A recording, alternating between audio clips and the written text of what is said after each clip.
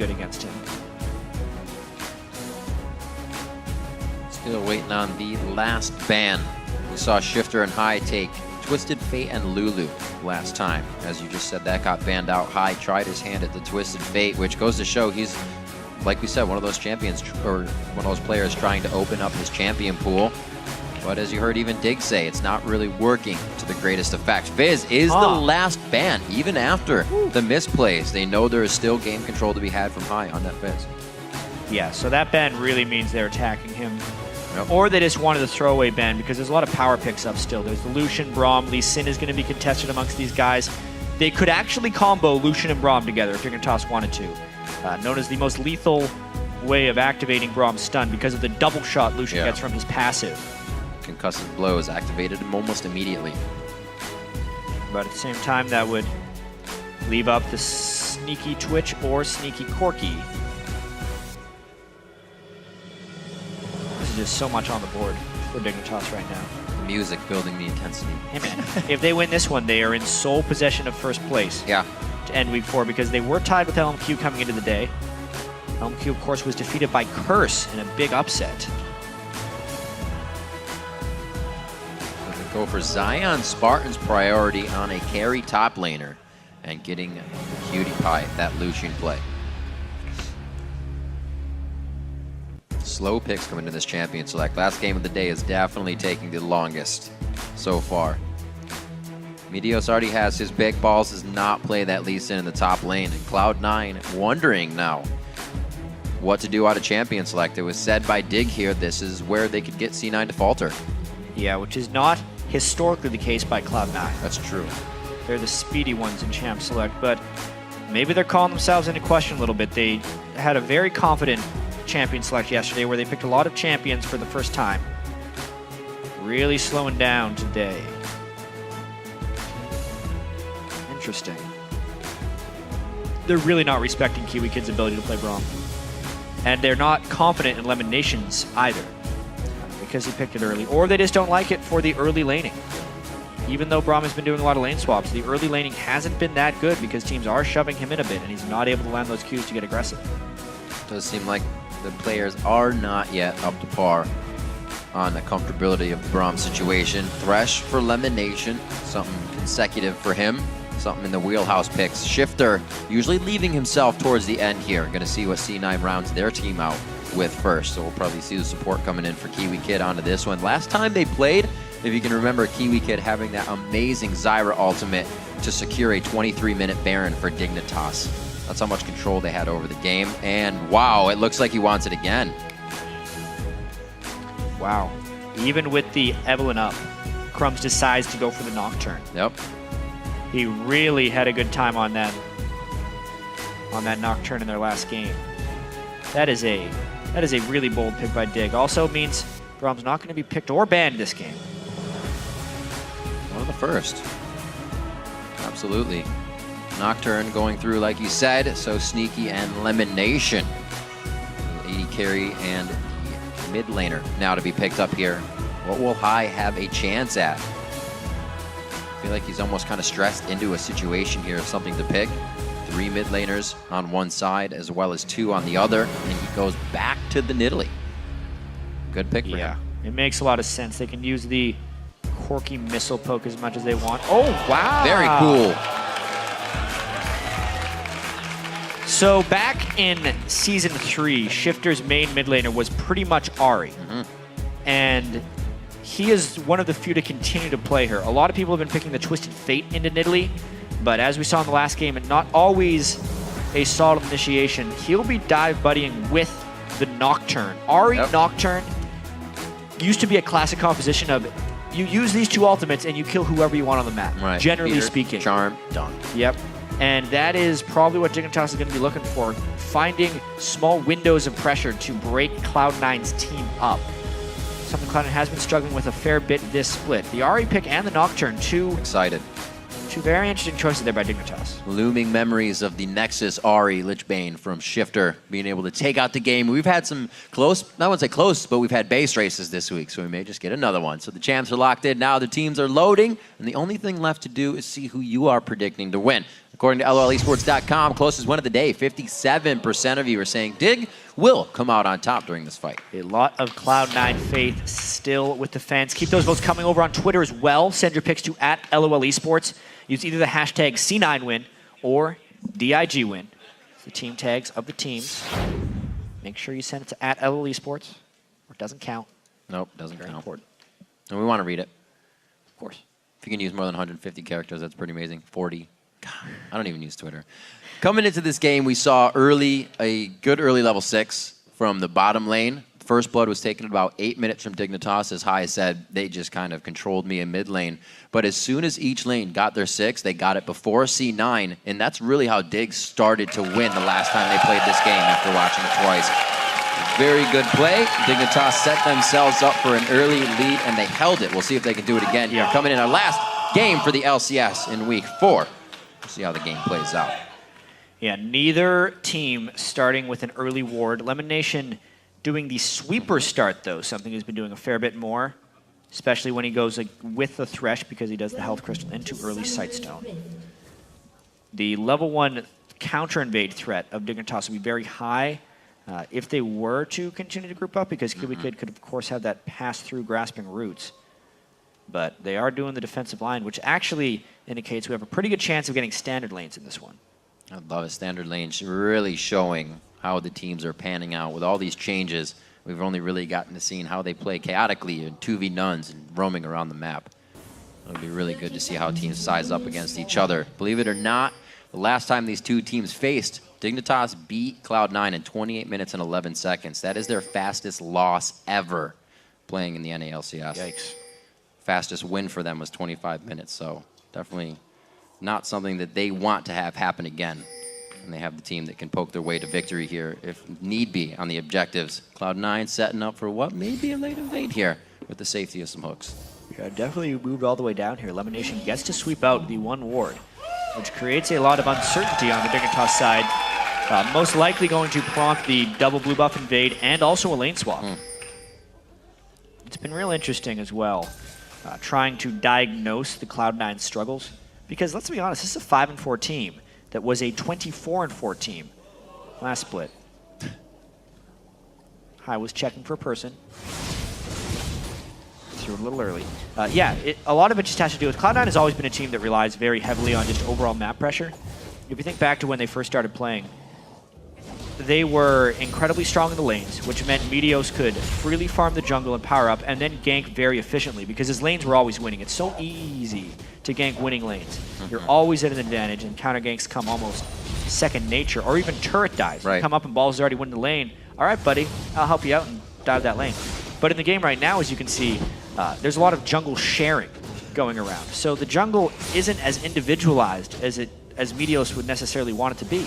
You know, we see Crumbs and Zion Spartan sharing. Meteos has to share with Balls at this point, and both of them end up being very far behind. You add that to the fact that when we saw Cloud9 at All-Stars, their main strategy was ganking top lane again and again. They can't do that right now. Right. We even heard High just recently speak about how they're kind of trying to correct the problems. And even if you know what the problem is, it doesn't mean you have the answer right away. He said, we're trying things, and sometimes they still don't work. And High in particular has a lot of problems of his own right now.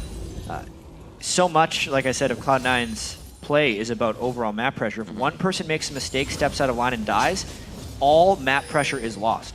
And all the work the jungler, the top lane, the bottom lane, the support did is gone. And High has substantially more unanswered or somewhat random looking deaths than he ever has before. Yeah. And he's really just lost his consistency, which really hurts Cloud9 as a team. Back to the early Dragons, courtesy of the 2v nuns. Looks like Cloud9 will pick up a little bit of this early gold, nothing substantial. They do get the timer, and they do get a lot of what Cloud9 loves is map control here for the next move onto the Dragon. So slow moving on this. Still the farm from Sneaky, 18 to 15 on what Cutie Pie is doing in the top lane. We're just going to be back to lane farming. Yeah, and it's beneficial, actually, that High has picked this Nidalee, and they're not losing out on the early game invades. We just saw the EG versus CLG game where Link was Nidalee in the mid lane and got very heavily punished by Elise early game jungling and by Twisted Fate Roam. But it's much more difficult to punish his Nocturne early game because Crumbs wants to basically farm up until level 6 before making his first big engagement, which does give Hai some time to trade farm without losing that much map pressure. That's going to be good for Hai. He is known to be one of the mid laners to farm less, something he has said he doesn't put a huge priority on because of his roaming, but this will work out very good if he has to fall into that factor of the less farm. Yeah, and speaking of the farm as well, touching on our featured matchup with Meteos versus Crumbs, even though Balls and Meteos have been jungling together, they're giving all of the last hits to Meteos. It's a very different style than what Zion Spartan and Crumbs are doing because those guys have been buddying up a while and they're sharing the CS. So Crumbs much more in the supportive style, trying to get Jax going, and Meteos actually much more selfish right now, hoping to get some early game power on Lee Sin and snowball himself for the team. A mission right now. Cloud9 is looking to formulate ward coverage for pure knowledge on Crumbs, and then they can activate something a little later when they want to. Sneaky taking the pressure in the bottom lane because of all this aggression towards the top, but he stays safe even with 3 roaming. Yeah, the 3 roam gives some deep wards into the top lane of Dignitas. Oh. They're not going to be able to do much taking that kind of harass. Definitely feeling pretty good on the side of PewDiePie and Kiwi Kid. Trading damage in 2v1, and they're definitely getting the upper hand here. Sneaky's pushed off the turret, so this could help PewDiePie quite a bit in the ways of farming up himself, and he's able to soak up the experience without being zoned out. Good grab. Yeah, best friends, Crumbs and Zion Spark. They are following each other all over the place, using the buddy system, even in the lane. Wonder if they shove up one more wave and then just go back to jungling together. Finally, they might split up. Nope. Stay together. Same thing on the other side. It looks like it's just pen pal day. They're doing what they can to keep it strong and keep everybody leveled up here. Hai looking pretty low on mana in the mid lane. He's got about a minute or so before he can even get his blue buff, so he's just holding strong. Shifter finally starting to put a little bit of harass on. Hasn't played Ahri in a while, maybe rethinking a little few of the timings, but feels comfortable on it now and starts hitting those orbs of deception. Missing a few CS here and there. Yeah, absolutely. Not been Shifter's strength, actually, is the absolute CS and laning. He's definitely avoided dying himself. Has gotten most of the kills in the LCS as well for mid laners. It's one or the other, dude. Yeah, can't have everything. It too. He's not the perfect player yet. Definitely trying to work towards that. Shifter with a ton of potential. Yeah. A lot of one-on-one time coaching from Skara as well. So his buy going back as they're getting pretty hard pushes on the lane there. Not so much Hai, obviously getting pushed into his turret, but Shifter going back with increments of gold, picks up an ability tome right there. A little more power for himself. And the pink wards start to come out from Dignitas as well. The early vision control that they oh so love. But look at C9. They've already started placing as we saw the early entry into that top side of the jungle. A little bit of change of strategy as well. Shifters went for a sweeper before Hai. That almost never happened last split. Hai killed more wards than any other mid laner that split. But this time Shifter definitely trying to get more vision control. He needs to make sure he can sweep the brushes he's waiting for. The only way he generally gets killed is if he lands the charm, oftentimes from Fog of War when he's trying to catch Hai moving to a lane. And that's the main way he controls people on Ahri. So the sweeper is of utmost importance. It's just interesting that he got it before Hai. Hai did just switch it up though. Nice max range orb, instantly putting on all the damage, but it's blue buff to no buff at this moment. Hai doing what he can to fend off mid lane. We've seen a lot less of that aggression from Crumbs. Said that would happen on Nocturne this game. We saw that kill happening just about first blood was 20 seconds from now in their first matchup. Let's see if they can actually calculate that. If Lemon Nation had Sneaky there, might have been right on par with that time. Looks like everything's safe for now.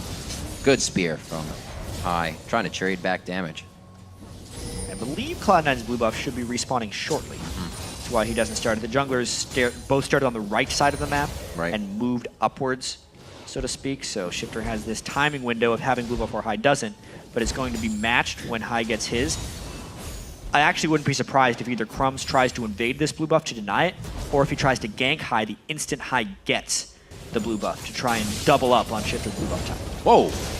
Huge chunk of damage with the phosphorus hit as well as the Gatling on a bit of the shred there. Sneaky combining everything to work beautifully. And you can see the Fog of War game starting to be played by High from the side lanes. Getting a little bit of that damage towards Shifter if possible, but Shifter's playing it very well. He's pretty much just slaloming through the minions, always making sure he's got some protection. Yeah, and now this game becomes a little bit about the blue buff. Crumbs didn't notice that he walked past a pink ward, so Cloud9 knows where he's gone, but they also don't have their jungler here, so they have to forfeit it for the turret. Yeah, they have Zion Spartan moving down. Good pressure there. C9 answers with a bit of cash flow in the bottom lane. And this is great. Gonna shut down a bit of objective control. High is gonna be very low on mana as they approach this dragon in 5 seconds. I think he's gonna go for a little more than just that Foxfire, but it's the harass. Nation getting himself in early. Sneaky's there. No. The damage we just saw onto Cutie Pie absolutely can't be taken by Kiwi Kid. They finalize the kill they were looking for. Now Dragon's in their favor. Right, exactly. Right as it spawned, and that's just Meteos staying down bottom. The selfish farming he's done a little bit of, also giving his team the big time objectives. Now the second Dragon they're going to be able to take, as well as the turret, as Crumbs was off securing blue buffs, but lost the big objectives. He wants to do something here, though. The Valkyrie's there. He gets a flash from Lemon Nation over the wall. Good guy support, pulling out the plays. And Crumbs still got to give him credit for trying to get that quick kill out. Yep. Nothing coming from Burned everything. Sneaky also did. But the Dragons, the turrets, starting to mount, actually, for Cloud9. Even the lanes are doing pretty well for them at the moment. And with the one Nocturne ult already being burned, they didn't sync it up with the Ahri ultimate. They have not secured the kill that you kind of rely upon with that Nocturne. But the good news is he ulted with a blue buff, and there's a very, very long rank 1 cooldown on that Nocturne ultimate. So with the blue buff, it will be 121 seconds. That's the reduced one, and he's got 90 seconds left. But all the flashes of Cloud9's bottom lane were burned. Right. Very likely the Crumbs goes bottom for another big gank and tries to pick up a double kill. They definitely have the counter crowd control if they need it with Kiwi Kid back up. Lemon Nation towards the top lane, however, as we're looking at some Cloud9 movement here. Walking through a bit of a ward will be seen. You can see Zion Spartan kind of playing this one safe, but I don't know if it's going to be safe enough. It's about to be 3v1. Or not. Maybe not. Yeah. Cloud9 decided to back off. They saw the ward. They saw the ward over the wall, and they thought kind of better. Diving at Jax is very difficult, as well as when they don't have a total knowledge of where the backup's going to arrive from. Shutting down a higher priority target is going to be the agenda right now, and the hook onto Shifter. The patience from Lemon Nation to watch for the first Spirit Rush, and then know there's a slight cooldown. Hooks it in. Crumbs is going to be in some danger here. The pounces, the swipes, scratching his eyes out. High finally pulls up the kill onto Crumbs' Nocturne, and Cutie Pie's already running out of lane, getting a little tossed back and forth. Lemon Nation's going to be there. He's going to dodge the culling, back and forth. They're going to be forced out of this one. Relentless pursuit, dodge the death sentence. Only the 4th game of 10 where Shifter has died. And it's happened pretty early on here. Cloud9 assuming control. Meteos' Lee Sin is really been a big factor here. One more. Yeah, it was a fantastic dodge of the flay right there by Lemon Nation, but waiting on that rush. You got to dodge both of them at that time, and they finish him off pretty easily once they land that death sentence. Now Cloud9 can push out mid because they've really burned Dignitas out of a lot of power. This is really working out when Cloud9 is getting these kills as well. The assists are just falling left and right to members that are roaming around with the team. That power play by Cloud9 has put them up 4,000 gold now, 3 kills, and they open up the first turret of the game in bot lane as there's been a bit of running around that happened a bit ago. Yeah. And we have to pay very close attention to the frequency of fights in this game, because the more frequent the fights become, the better Cloud9 is. They do not have to wait on their ultimate cooldowns necessarily. Lee Sin is incredibly strong without his ultimate, as well as Nidalee, who just swaps forms and can throw spears every few seconds, whereas Shifter needs his Spirit Rush to do big work, and Crumbs needs his Paranoia to make big things happen. Even when they're using those skills, they're still losing the engagement. So the pressure advantage is absolutely in the favor of Cloud9, as long as they don't have any of those random deaths that have been plaguing them throughout their defeats. Constant windows to fight in, even playing very strong with the summoner spells down as they go into some of these engagements. Very, very ahead of the game right now. Cloud9 trying to put on some more damage. High with that blue buff is just wreaking havoc on this turret, and Dignitas cannot answer back. Crumbs waiting on the wing. His ultimate is up. This is going to be scary if the team cannot close in as quick. They're really wanting to get this fight. High putting himself in a bit of a danger zone. But Crumb's not wanting to burn it because he would just be diving into a 4v4. Right. And they're not actually stronger than Cloud9 right now. Bam! On the outside, High hitting another one. Repeat of the hits with the spears coming out of High. The javelins are just hitting left and right. A charm cannot be followed up on by Shifter as he crests it just outside a minion range. Wow, these are going to be doing big damage. Look how squishy they are. Spirit Rush burned by Shifter, no ultimate on Ahri. This means Dignitas' initiation potential is basically non-existent, and let the siege continue. That's why Zion Spartan is coming down bottom. They're really needing to push Cloud9 off of this immediately. This is like a flip side of the first time these two teams played. Like I said, it was a fast game, but Cloud9 is just looking to beat down the doors of Dignitas' front line of turrets here. 15 minutes in, almost hitting another Spirit max range. Probably would have taken down Kiwi Kid. He's in a dangerous spot, and just look at all the bushwhacks as well. Run in the wrong spot, and you're giving vision to your whole team behind that turret. And with the Corki as well, spamming the missiles, it's just too much to dodge. There's too many things to keep track of. They're clearing the wave so quickly and get so many free shots at Dignitas. It's an indefensible turret for them at this point with the blue buff in. Beautifully played poke composition coming out from Cloud9, and they just push Dignitas off the turret with little to no pressure and damage. Really just causing Dig to use ultimates sporadically out of being scared. Dignitas kind of has left here is the strength of Zion Spartan and the hope that Crumbs can get a big ultimate off. That's true. We haven't seen much of him. Crumbs had that window where his paranoia was up and the flashes of sneaky elimination were down, but that window has passed. They have still yet to be able to synchronize the ultimates of Ahri and Nocturne. They're still sitting at 0 kills with a pick composition 15 minutes in. So things are actually very grim for Dignitas right now. We'll see what they can do, assessing now how strong Cloud9 is. We get a glance at the top lane, level 10s and Zion Spartan and Balls. We're kind of saying that Balls hasn't been living up to what his expectations were of the summer, or the spring split, I should say. A lot more kills, a lot more control over his lane. Very even here on the top side. Nobody has that advantage. Exactly. You wouldn't believe it if after the All-Stars or after the spring split you said after 9 games, Balls would have fewer kills than every other LCS top laner. Right. But that's actually the case right now. He is very much been denied farm, and because Cloud9 has been struggling as a team, they're not finding the team fight ability for him, and he's just kind of trapped. Would always be that last man to dive in with Dragon's Descent and clean up 2 or 3 kills. Make sure the 2 or 3 kills are secured as well. We're trying to formulate that right now. He's in the top lane still against Zion. Haven't seen too many teleport plays either. It's been the power of 4 from each team, and right now C9's is stronger. Dignitas doesn't seem to have an answer to this siege. They're trying to just have Zion Spartan farm up in the top lane and hope that the power of Jax versus Shyvana will be enough. But they either need to find a clean initiation onto Cloud9 or have Zion Spartan teleport in for a 5v4 because they are just getting destroyed in this siege game. Oh, Cutie Pie. This is getting dangerous. Almost getting a few plays in. Wow, very nice spear predicted by High on that one. Looks like they're going to get all the pressure they need. They poked enough as well so that Dignitas couldn't counter-engage that. One of the biggest things you can't do as a poke team is corner yourself at an objective. This time, Cloud9 didn't go for the objective until they had landed poke, which made it safe. And not get yourself pinched into that melee range. Just missing the charm. Shifter trying to use his minions as a little bit of cover for his abilities. Almost catches High off guard there. Looks like Crumbs again trying for High in the mid lane. Very slippery, niddly, and just the magician at escaping these ganks. High's going to keep it safe. 1-0 and 1 for him. Shifter yet to come up with some kills in a game. They're making sure he's not getting what he wants, and he's been a key to Dig wins. Crumbs is hoping that this dive works. They're running out of options at this point. Unless they snowball Zion Spartan and make it so Jax can take on 2 or 3 people, they're losing this game. But even then, there wasn't a big enough edge in that lane at the time.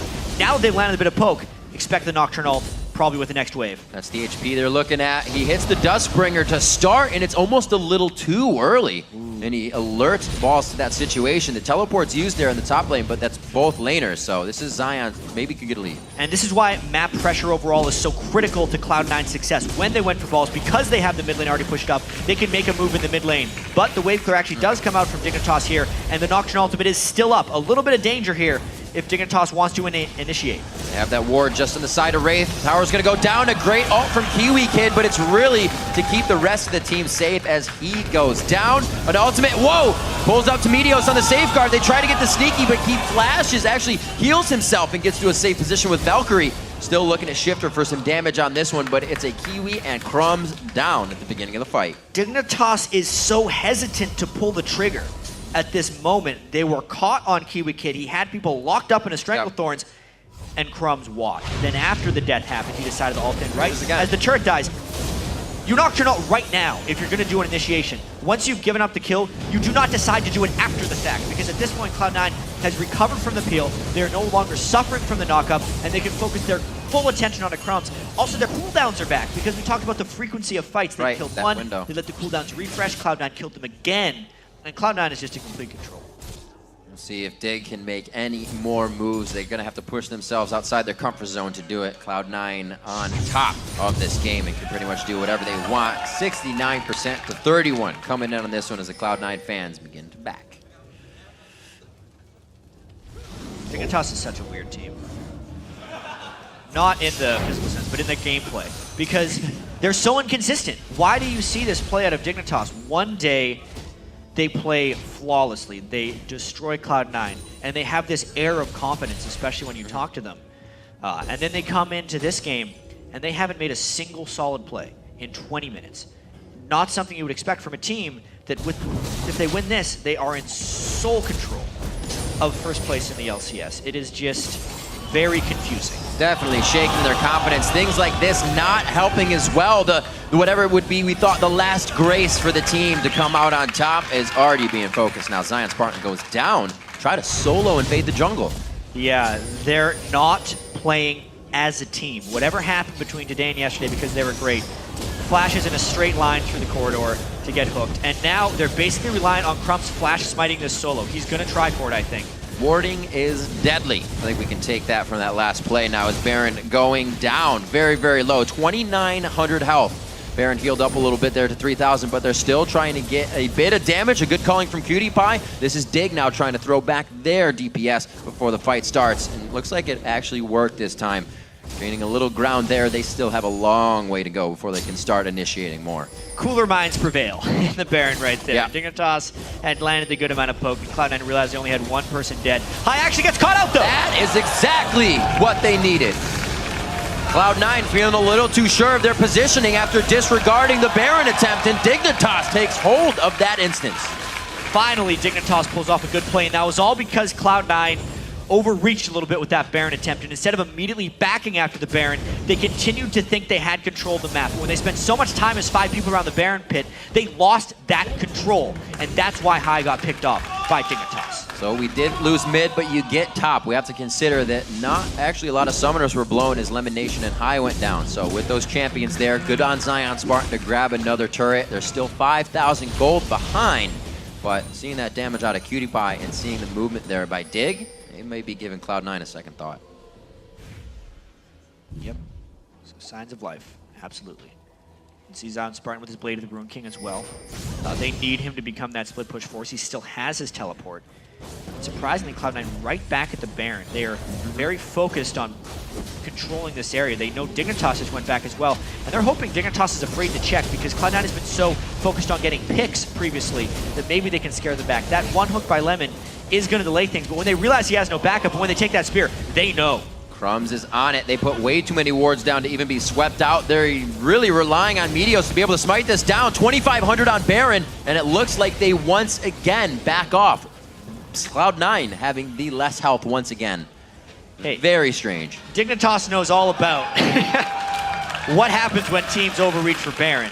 Dignitas has lost more games than any other team, probably in the world, while trying to do Baron. So Cloud9 kind of risking the same threat right here, but disengaging whenever they try to do so. So Dignitas very experienced in knowing how to stop that, actually. Oh! No! Woo! Like an upshot to the leg. He is so weak. Gets out with 1 HP. Level 8 Kiwi Kid, only health item is a Sight Stone. And Hai has a death gap, oh dear. I think everybody winced on that. You know it hurts when you're wincing at home. You're not even playing the game. 24 minutes on the clock. Cloud9 finally walking onto the front steps. Feeling pretty controlled here as they have Dignitas members almost surrounding them. It looks like they'll be able to get out of this one safely. Shifter is going to be backing. Haven't looked at items that much. The threshold of Hai on the Rabadons and the Athenes a lot bigger than Shifter as he tries to build the Rabadon. Still a little bit behind. If he gets the Void Staff on Nidalee as well, Yeah, he's almost there. Huge breakpoint. Hai has had a fantastic Nidalee game. 2 great Nidalee games, actually, when he's played it. The fact that Meteos is almost at Randoms as well will make initiating much easier. He'd be able to tank up the culling shots just by himself. And also the Trinity Force being completed is a big power spike for Sneaky against Diamond Cutie Pie. Bloodthirster plus Trinity Force, in my opinion, is the strongest moment in the game for Corki. Because he has so much trouble splitting his magic damage and physical damage. Building penetration is very difficult for him. But just having the straight up damage item before people have been able to itemize for either armor or MR, Corki's incredibly strong right now. Oh, they're pushing back up mid. You can see Sneaky always with his Zerker boots on that Corki. Some go for Sork. He loves to go for the auto attacks along with the rest of the team. Well, Meteos traveling a little bit farther than he wanted there, but if your eyes and you did not blink stayed on Meteos, he's back to safety somehow. He's safeguarding onto a lantern. Yep. The fastest way to jump across the map. Split push happening once again. Teleport on both top laners and a siege happening from Cloud9. This is kind of back to what got Cloud9 here. Their sieges were so successful when they were able to land enough spears, and Balls could hold off Zion Spartan. He will not be able to do that forever. So these sieges actually do have to work for Cloud9 in order for them to close out this game. Cloud9 definitely buying a lot of time with Zion Spartan not being big out of the laning phase. That scaling is going to come quite fast if they start knocking down more turrets and get an influx of gold, but Cloud9 is also playing safe enough to not give Dignitas too many kills back into this game. Those two we were talking about were just as we almost prodded Dignitas to try more. They found that after a Cloud9 disengage, but now back to the stalemate. Back to, is Cloud9 going to make another mistake? And if they don't, where does Dig stand? And you know what, we've seen a lot of stalemates like that, like this week in particular, especially with Jax in the game. All these teams have this mindset that if they stall out enough and they can get Jax to late game, that everything is just going to kind of fix itself. But this week we haven't been seeing the Jax winning whatsoever. Just because you have a farm Jax doesn't mean you can win late game team fights if the rest of your team is behind. So what's incredibly important for Dignitas to focus on right now is while they do have to keep Zion farming, they have to make sure that the rest of their team doesn't fall behind as a result of that. Because the collective strength of the team will still be in favor of Cloud9 if the gold lead just continues to increase for them.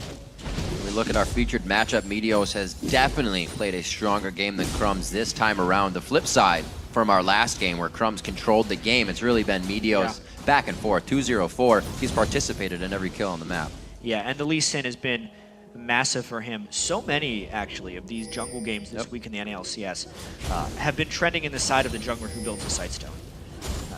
The team control that seems to happen off the back of that. Obviously, Lee Sin can take better use of it than most other junglers. Absolutely. But it's really just helping the teams find the poke opportunities and control the objectives.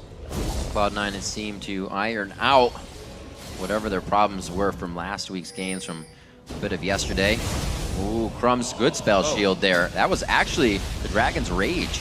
That was the kick for Meteos on his ultimate, and that was canceled out. He wouldn't have even kicked them backwards at the time of his ward jump. So let's apply damage and get pressure for the Baron. They got the pink ward down on it. Let the Samba begin. Seen this story before. Cloud9. Choose your own adventure book, remember? Yeah. At least Hai has a Void Staff now.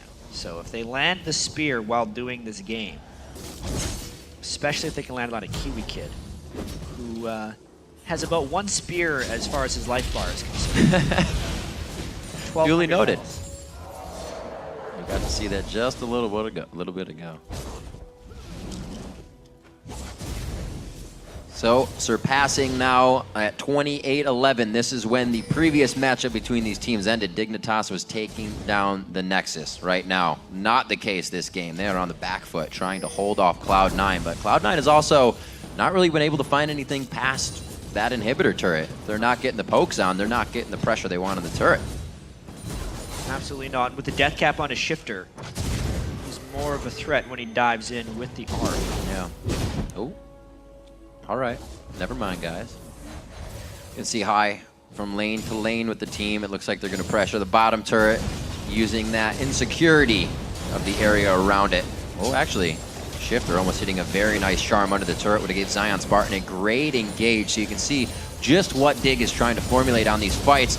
PewDiePie forced to use the culling. It's cut short. The Flay comes in, and he is forced out of the fight. A very nice hit by Meteos. Waits on the resonating strike. Here comes Crumbs. This is going to be big, but again, the team cannot pull the trigger and follow up on Crumbs. Cloud9 turns this one around instantly. Shifter goes for a dash after he hits the charm, but there's not enough damage to have it. It's the true damage coming in from the Zyra passive, but it's not going to kill anybody. Kiwi Kid just sits there, and it's C9 in the base now at Dignitas. Ends as a 3-4-1 because Cloud9 did find the fight they necessarily needed. It wasn't a spear that started it, but instead a death sentence. Wow. And it was a spear that ended it when they managed to finish off Silent Spartan on the backside. They finally cracked the code of Dignitas.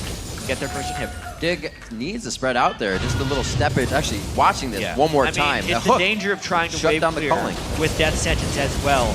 It was a good Zyra ultimate. It almost turned when High was a little bit low, but then Crumbs just didn't have the strength as of yet. And all the damage turned on him immediately because there isn't enough tankiness because of the gold lead that Cloud9 has been able to put up right now. And then the chase of Cloud9 is just there because of the Nidalee Spears. Cloud9 now cleaning up the rest of the map. They feel pretty secure about any movements they have right now. Dignitas is rushing right now towards the Baron area, making sure they can get whatever control they can get without it being seen by Cloud9. Not going to matter much because Cloud9 is going to walk in and sweep everything out. With the strength they have, they can pretty much put up their dukes, and Dignitas will just start walking backwards. Yeah, and the inhibitor that Cloud9 killed is the absolute most valuable inhibitor in the game for the blue team to kill, because the super minions that push that wave are the farthest away from the Baron pit that you can get. So at the moment, yes, Silent Spartan does have his teleport. If they can burn the teleport, it means basically a Baron, or at least a Baron steal attempt for Cloud9, because the defender would have to be there while Cloud9 is doing the Baron. 4 sweepers out for Cloud9 right now, that last one. The trinket's still on Sneaky. The pink ward's still to be laid down. They don't even want them on their side of the map. They know they won't be there that long. They're just getting the minions ready for the last push of what they hope goes into the base of Dignitas. Dig, you can see down the line of their scoreboard, maybe the first time that every lane has really fallen behind. And you can see how it affects Dig towards the late game. Now backing off of the presence from Cloud9 face-to-face in mid lane, but Kiwi Kid not on the same page there. Throws down the ultimate, and now Dig is kind of filing in one after the other. There's a 1v1 with PewDiePie and Meteos on the bottom side. He's going to get hit up, and Meteos solos that out. The fly in here from Sneaky as he Valkyries in for the fire and the kill. A double kill coming in for him, and they just dissect Dignitas in the middle of the map. Yep, Silent Spartan wasn't involved in that fight. So even though Dignitas decided to dive in, it wasn't clean. It wasn't clean in the slightest. They did kill High, but they burned absolutely everything for it. That was that Nocturne Ari. Hey, they can kill one target. Right. What about the other 4? Where's the because follow-up? Cloud9 destroyed them in the rest of that team fight. Big gold lead and a very messy initiation by Dig. Looks like inhibitor number 2. Big game coming in here for Cloud9. Definitely turning the table on things, and definitely turning the table on the vote the fans made. Cloud9 coming up big on that vote as well, with Dignitas winning the vote in the beginning of the game. Definitely seeing that Cloud9 is coming together as a team. So as soon as they landed the Stranglethorns, they're like, all right, we should absolutely go. Right. Both top laners had teleport up. Shyvana teleports in. Jax does not.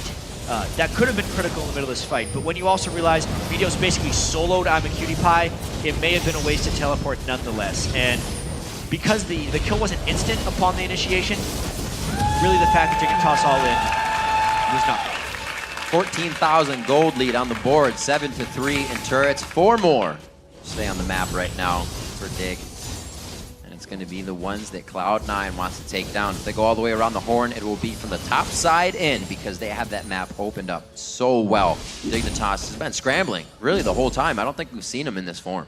No. And this also does have a lot to do with how well Cloud9 is playing. Absolutely. Every single time Cloud9 loses, whenever you ask another team, what about Cloud9? Maybe they're struggling. Every team says, calm down, guys, they're still Cloud9. And they're showing why. Right. It's just inconsistency for Cloud9. They still have these really good games, but from a week-to-week basis, it's when they begin to fall off. This is kind of the Cloud9 of old. Even though they did do the buddy system at the start while Balls and Meteos were sharing everything, they gave a lot more of it to Meteos and allowed him to impact the game as he saw fit, which is the freedom that he really liked having in the spring split and the 2013 season. Outside of that, they've just been opportunistic and generally not making individual mistakes so that when they collapse as a team, they can stay together and not map pressure. Teamwork is definitely something Cloud9 brought into the LCS with 2 titles under their name, the champions of 2 splits. Now looking to be the champion of this game here in week 4 as they put down a very nice performance. Just look at all the damage Balls can take for free and still be okay to stay in the fight. The team just brushes it off and they're going to set up again. Yep, good old Nidalee heals as well. Plus the Baron regen gives them all the staying power they need. They clean up that middle inhibitor, and textbook move right here. They're going to be going for inhibitor number 3. Expect Crumbs to try and be the wave savior on the other side and ult in when the fight happens, but he's so weak, they're going to focus him immediately, and with that poke, not much Dig can do. You know the spears are coming. You'd have 34 minutes to dodge and be prepared to dodge them, but High is still making them connect no matter what. 12-4 in the game. It's kind of amazing to think that Dig has only been able to get 4 kills out of Cloud9 here in this 34-minute matchup, and the Nexus turret's now in the eyes of Cloud9 at 35 minutes. It's looking grim for Dig. May try one go for broke attempt. The counter-strike is thwarted out. Doesn't even jump in from Well, Simon they're Spartan. so low at this point, they're basically just feeding kills if they decide to go in. Cloud9 in complete control, pushing the Nexus. Absolutely staring Dignitas straight in the eyes as they take down their Nexus turrets. They're gonna start to make the scramble for it. They are able to take down High. He's not the biggest one to take down the Nexus, but he is gonna be the one that would be delivering the heals. A good kill going down into Shifter, and I'm a cutie pie. Ball's now going out of the Nexus. He's not gonna have enough to take it down. They may have extended the game just a little bit on this one. They're actually huge. I go to correct myself. Meteos and Ball somehow not dying just yet, but I don't think they'll have enough to end the game here. Dignitas does actually hold them off with that fight. There was a little bit of split focus by Cloud9, some on the turrets, some on the team fight. And now it's actually Crumbs and Kiwi Kid versus the world as they try to stop these super minions from killing the Nexus. Oh my gosh! Tough fight. Oh my gosh, no! Wait a minute. They got spawns coming out. They just had 5 seconds ago a minion wave spawn. They should be all right. That was super close. I'm sure they were. Zion is a little He low. could die if he gets hit by super minions. This is a They have more than one fight to go at. Oh, no! Balls goes in! 36 minutes into the game. You gotta be kidding me. Balls flashes in for the twin bite on the Nexus. Gets himself 50 extra gold. And Cloud9 takes down Dignitas. It was only a matter of time by the end of that game. But really, what a performance by Cloud9 through the very start to the end of that game. They controlled it from very first blood. They killed Shifter 2 times, which is double the amount that any other team has been able to kill him. And they pick up a very important win for themselves over Dignitas, who was in first place. I think they crippled Dignitas in that game. They really did.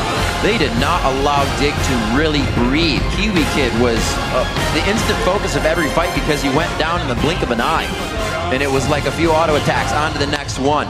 Great control over the map. The last time these 2 teams played, Dignitas lived in Cloud9's jungle. I don't think they got a chance to set foot there. No, it was a complete role reversal from the first matchup these guys had. What a week in the North American LCS as well, because Dignitas and LMQ, they were the first place teams coming into today. They both lost, and they're the first place team still. I mean, just because everyone is so close, you know? But it's not by any means a one-horse league like it used to be. Cloud9, and last split was Cloud9 and TSM. This split, Cloud9 and TSM are better, but boy, there is a logjam in the standings. Yeah.